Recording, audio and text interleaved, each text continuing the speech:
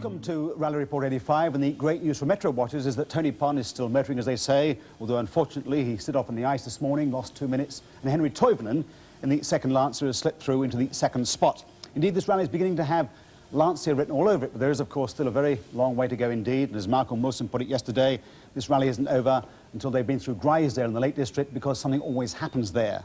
They're now, of course, at the stage where the driver's stamina really begins to tell, and they're now under immense pressure. They've been motoring for 4 days and nights with only one full night's sleep. Yesterday, for example, they pulled into Carlisle at midnight. By 3 a.m, they were strapping themselves back into their machines and heading out into one of the roughest stages of the entire rally, the giant Kielder Forest, the biggest man-made forest in Europe, said to have a giant's appetite for swallowing rally cars whole. And the conditions were absolutely appalling. Sheets of ice everywhere. They said, in fact, the private roads, the public roads rather, were difficult enough, let alone the special stages. And just to underline that, we picked them up at Ogre Hill and the Cheviots, fearsome by name, certainly fearsome by nature today. Lots of ice about. It starts on a very steep incline. They were clearly going to have a great deal of trouble in getting the rally underway on this particular stage.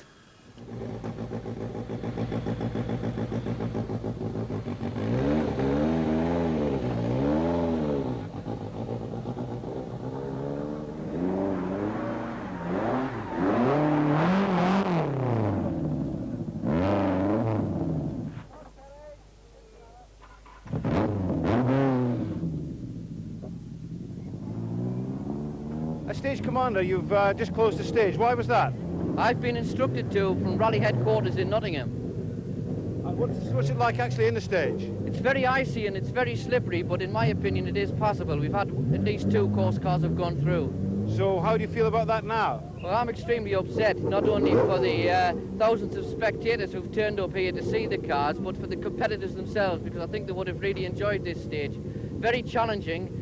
Very much like the stages you have over in Scandinavia, and I feel sure that the top drivers and indeed the clubmen would have been able to get through and they would have enjoyed the stage. Well, the stage was eventually closed, and the official reason given from Lombard RAC headquarters was that although the first handful of cars, the four-wheel drive cars, might have made it up the hill, they would simply have polished the icy surface and made it impassable for all the two-wheel drive cars behind them. And then they had to close the stage. They had chaos on the stage, in fact, might have delayed the rally for at least 1 or 2 hours. So Ogre Hill went out. Then from Ogre Hill, deceptive in the sunshine because the surface was still very deeply frozen, they turned into Scotland. 4 stages to complete there, all very tough forest stages in an arc back towards Carlisle. They picked them up, we picked the cars up at Crake with Brian Jones, the commentator. Crake is described as a fast forest stage with tricky bends. Masterful understatement, I would say. This looks like a chicane to Michael Sundstrom in the Peugeot. Marco Allen still leads in the Lancia Delta S4, but the pressure is building up.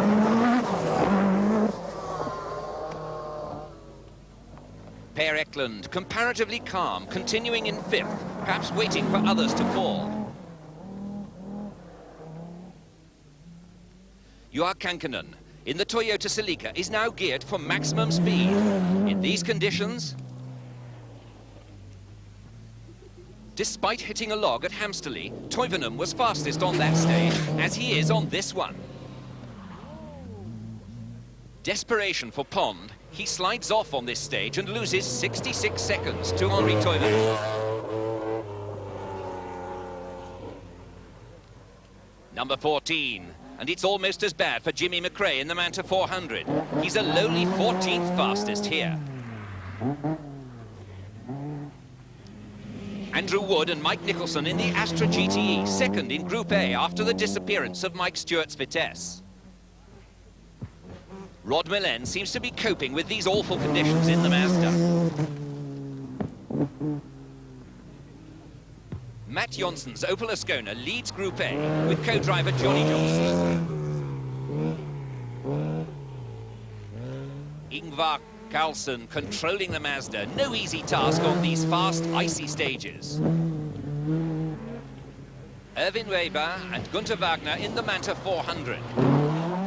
Gradually going progressively quicker. Pentti Aricola in another Astra GTE, lying 17th before this stage started. Russell Brooks lost oil pressure with a broken sump on Stang, but was serviced at Barnard Castle and is okay. Tremendous interest is focused on the ladies' battle. At this stage, Louise holds a slender lead over Suzanne. Glyn Jones, the agricultural contractor, might very well prefer a tractor to get through some of the stages. Michael Sundstrom in the surviving Peugeot is electrifying spectators. What can the opposition do to stop the Lanciers? Alain seems to have a good grip on the rally, if not always on the road. The privately entered Audi of Per Eklund back with the powerful cars. And now controlled the sliding from Kankkunen, balancing the power and the traction.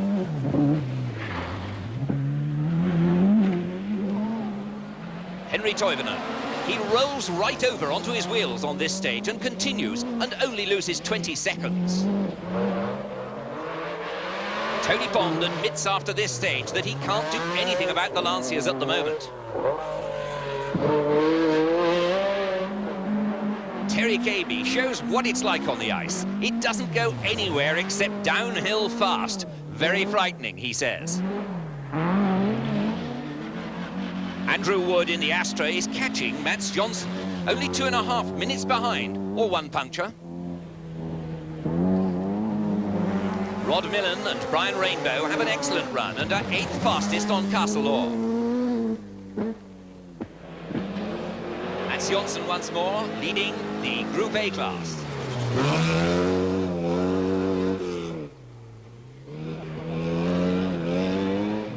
Ingvar Carlsen in the other Mazda finds it very different from the Acropolis, which he won this year.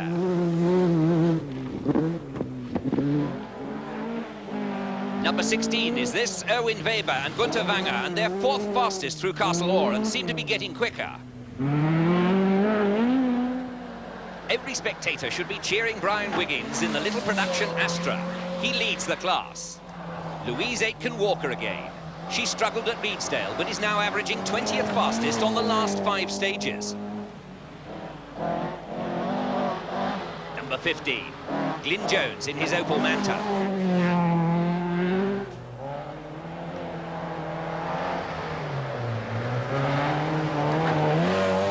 Good example of two-wheel driving there. On Hawkland in the Skoda 130 LR, they just keep on keeping on. Phil Collins and Roger Freeman in their Manta 400. Suzanne Kotelinski in the Volvo 240 Turbo, chasing Louise.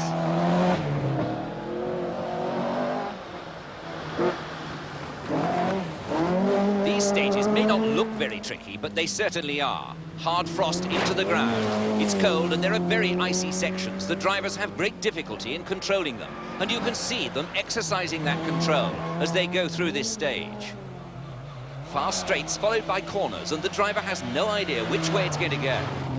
No pace notes allowed on this rally. Accelerating away, desperately trying to keep the revs up to be as fast as possible out of the corners. Well, there's no doubt it has been a very tough Lombard RAC rally indeed this year. They've been down to 77 starters this morning, so half the field has gone, and indeed half the top seeds have gone. Now, with me is Maurice Hamilton, who's motorsport correspondent for The Guardian and The Observer. Maurice, do you think it's been a pretty tough rally? Well, you have to remember that it's always a very tough rally, the Lombard RAC, because the drivers are tackling forest stages without pace notes. It's blind, it's at night, it's a very long rally, it's very debilitating. But the one thing this year that they've had to contend with is ice, because normally they can cope with mud, they can cope with wind, they can cope with rain, but ice is very, very difficult. And as we've just seen, they couldn't even start one of the special stages because of that. And I think that, thrown into the fact that it's going through tonight and on through tomorrow again, it leaves the thing wide open and makes it very, very difficult for the drivers. Very tiring indeed. Are you surprised that so many of the top seeds have gone so early? In a way, yes, but then again, it does show how difficult this rally is. It's not a rally that you can throw a lot of money at, get an expensive car and just go rallying and win it. You need a lot more. You need a bit of luck, you need reliability from your car, you need the skill of the driver. So it's good that, in a way, I'm sorry to see some of them go, but in a way it does show what a competitive event it is.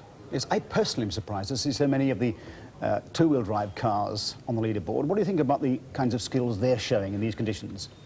Well, again, I think people say, oh, well, it's very difficult to drive the four-wheel drive, the two-wheel drive cars because they've got less power. But on the other hand, you must remember that they've got less grip, therefore they have to work a lot harder just to keep that car going. The car's sliding around a lot more. They may not have the power, but they do have to work very hard indeed. And I think their performance, just plugging away there, just keeping going, could pay dividends at the end. They're almost having their own rally, aren't they? Well, they are. They're quite a way back from the four-wheel drive cars, but again, they're waiting for something to happen to them. They're waiting for a problem to occur, and I think they're well placed, most of them. Do you think the Metro, I mean, everybody's eyes are on the Metro, do you think the Metro's proved that it's got what it takes? I must admit it surprised me. I didn't think it would get this far because, you know, you mustn't forget that this is an international debut for the machine. It's only done national events before. And this is a different ballgame entirely. And I thought that while it would be competitive, it probably wouldn't last because you can do all the national rallies you care for, but you can never actually make something like this when you're testing. You can never actually do so many miles and find out how your car is going to go. So for it to have lasted so long is a tribute. And of course, if it gets to the finish tomorrow, well, even better, I'll be amazed, but I'll be very pleased. Breaking the champagne. Yeah. What about the Lancers? I mean, seeing them at Alderton Park, for example, they're incredibly fast, but their reliability also is amazing, isn't it? Well, the speed didn't surprise me because they've always been a very fast car, but the reliability has, again, for the same reason as the Metro, it's an international debut for the car, and again, they're venturing into the unknown slightly, so while the speed has been expected, the fact that they're still running and running so quickly at this stage is a surprise. I mean, it seemed that Marco Len really had the legs to be able to open up the gap again on Tony Pond, even after he'd slid off and lost 2 minutes. Yes, I think that showed that Alain is just a very fast driver indeed, and he's just going for it no matter what. I think he's been quite angry during the night that he's made the odd mistake, he's lost time, and he's just making up for it. It shows that the car is capable of it, it shows that the car has got a lot of speed, but he's been driving it on the limit, so it shows that the car is capable of keeping up with him, shall we say. Let me ask you to stick your neck out, because you are the paid motorsport correspondent. Who's going to win? Well, at the rate the top three are going, it's very difficult to say because anything could happen to any one of them. And I would stick your neck out. I would rank for an outsider. I would go for Eklund, and you would, on the assumption that something will happen to the top three. Well in the Audi. Yeah. Maurice, thank you very much indeed. Right, they came out of Castle Ayr at about 10 o'clock. By 11, they were pulling into the next stage, Kilburn Hill. 5 miles, still deeply frozen. And it was on this stage that the young Finn, Michael Sundström, driving the British-built Peugeot, going very well indeed until at that stage on the leaderboard at number 4 had a really fearsome accident. He rolled end over end and plunged down a 30-foot bank. We don't see the crash, we do see the damage to the car afterwards because remarkably both he and his co-driver were unhurt. They were pushed back on, they finished the stage. Water was pouring out of the exhaust, however, and tonight the car is locked up in a garage in Lockerbie, wherever that is, and it's the end of the race for Michael Sundström. Back to Brian Kilburn, Jones, and still Marco Alain is in the lead. Per Eklund in the Audi Quattro, rocketing through. Number 5, Juha Kankkunen. Now, perhaps the man most likely to take it from Alain, Henri Toivonen. Tony Pond, he's still keeping on the tail of the two Lanciers, but with difficulty. The sole surviving Peugeot, but not for long. It went end over end and has severe damage and is going out of the rally. Terry Cabey is still very much in and getting the power down as he goes through the left-hander. Jimmy Mccray still ahead of his rival Russell Brooks, and that's the way he wants to keep it. Rod Millen in the Mazda. He's still staying ahead of his rival, Ingvar Carlsson. Mats Johnson will have impressed no end of people with this very fine performance in Group A, leading the class. Number 9, Ingvar Carlsson, desperately chasing after Rod Millen. And now we see number 11, Russell Brooks. He really has had a very fine rally after the off earlier on. 115, Brian Wiggins, and he is still leading the production class. Louise Aitken desperately trying to stay ahead of Gotolinski. Glyn Jones coming through. This stage looks comparatively easy, but appearances can be deceptive. Jean van der Vaar in his Opel.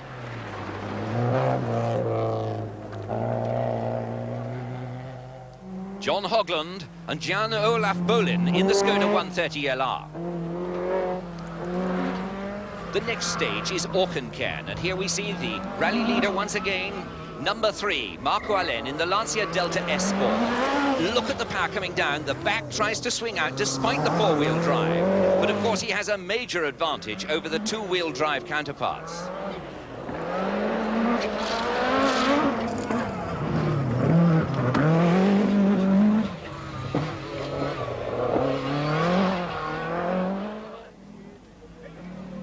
Per Eklund appears in the privately entered Quattro. Per is known to like driving even the four-wheel drive car as though he were driving a two-wheel drive car. He sets it up for the corners by swift flicking from one side to the other. No chance really to get the power down here. This is not a straight line speed section. Henri Toivonen once more. The car really beginning to look as though it's been through a rally. Remember that this car has been rolled and is very fortunate to still be in the rally. It landed on its wheels.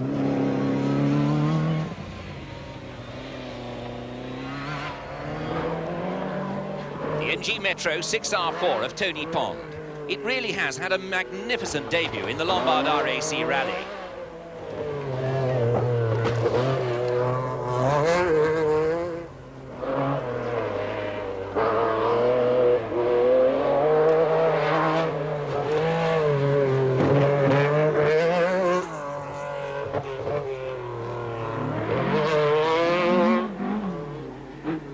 Terry Cabe's Nissan appearing from behind the trees. See the back swinging out.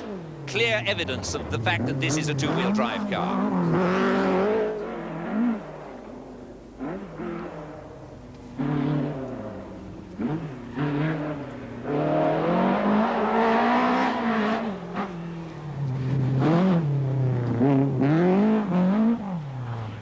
Jimmy Mccray reappears in the Opel Manta.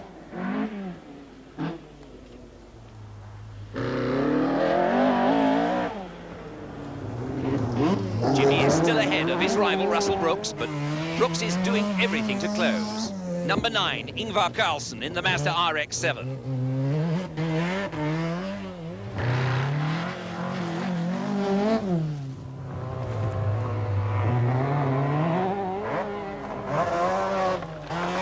Here comes Carlsen again.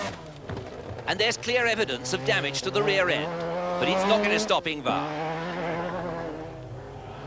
Russell Brooks, listen to the revs.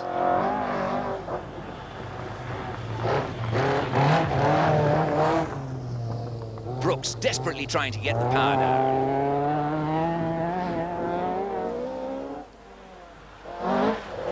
Number 16, and this, of course, is Erwin Weber in another Opel Manta. They do seem to be well suited to this stage, despite the lack of four-wheel drive.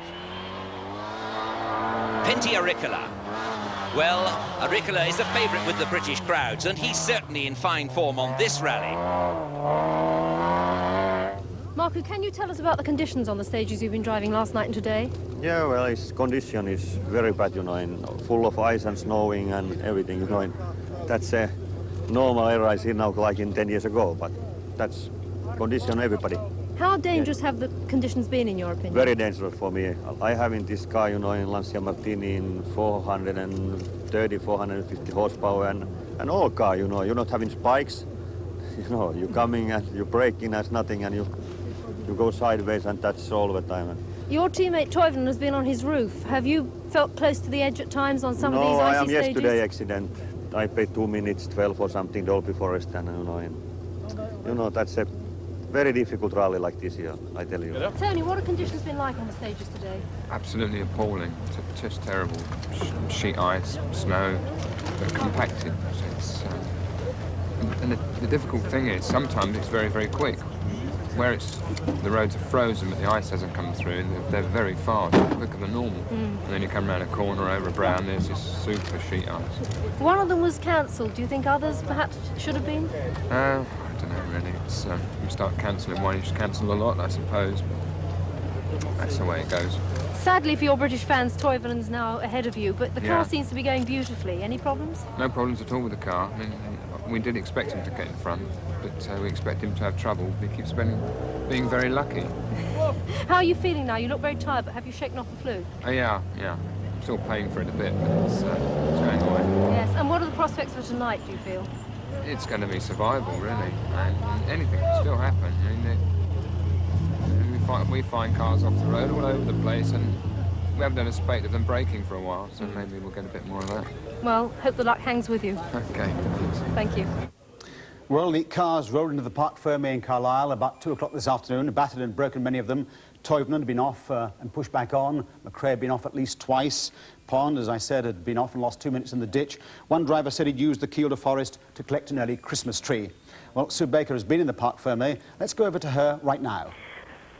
The leaders may have got the glory when the rally arrived here at Carlisle this afternoon, but there were some heartwarming success stories further down the field.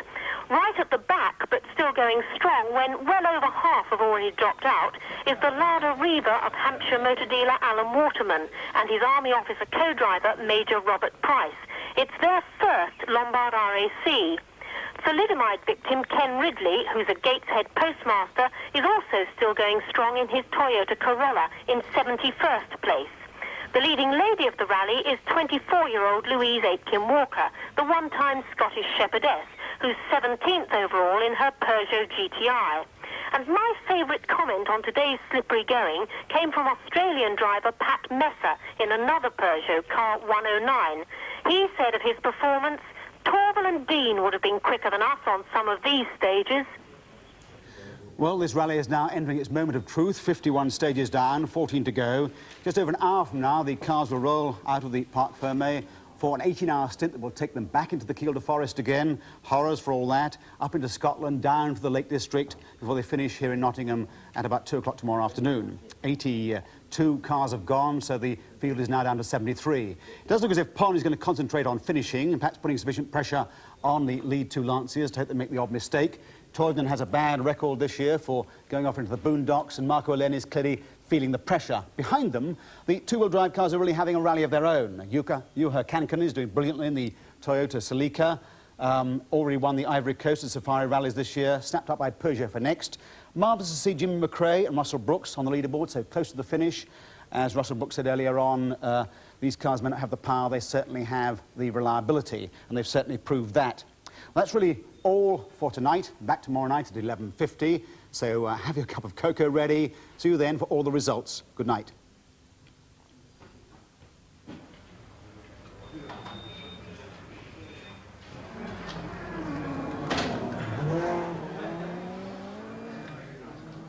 Well, we almost did it on time.